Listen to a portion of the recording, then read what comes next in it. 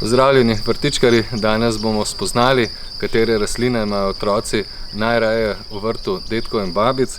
No, tukaj držim gozdne jagode. Gozdne jagode so zelo priljubljene, seveda pa lahko sadijo tudi klasične jagode, posadijo kakšno vzpenjajoče jagode.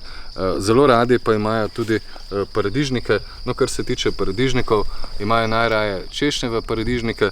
Zagotovo pa ne boste zgrešili, če na vrt posadite kumarice, zelo uživajo v solatnih kumaricah, posadite lahko pa tudi kakšno papriko. Pri nas gojimo kar domače sadike paprike in pri tem so sodelovali tudi otroci.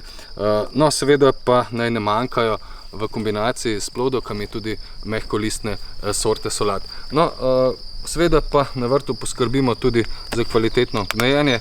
Uporabimo kar hitro delujoče gnojilo, ki je drobno granulirano in deluje tudi dolgoročno, tam do 2-3 mesece, potem pa je seveda potrebno dognojevanje. No, na vrtovih oziroma na balkonih, na urbanih površinah sadimo tudi balkonsko cvetje, pri tem nam otroci zelo radi pomagajo, tudi pri nas je bilo tako.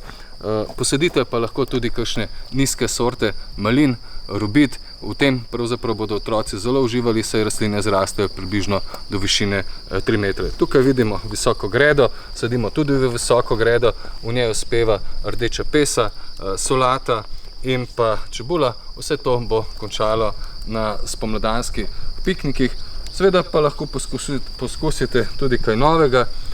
Tukaj je perujska jagoda oziroma volčje jabolko, ki pravzaprav rodi v poletnem času.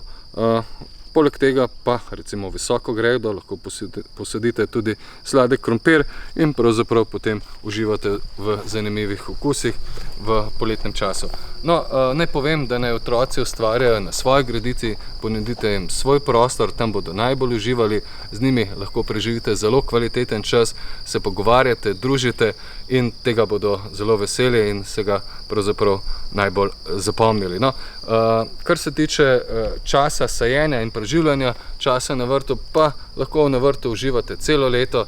Sadimo predvsem v pomladanskem, poletnem in tudi jesenskem času in prav zagotovo naj bodo otroci na vrtu takrat, ko se igrajo, potem pa jih enostavno sprostite in zelo radi se bodo vračali na vrt, skrbeli za rastline in se tudi vračali potem v odrasli dobi. Vse zadnje ste dedke in babice tisti, ki jih vpeljete v svet vrtnarjenja.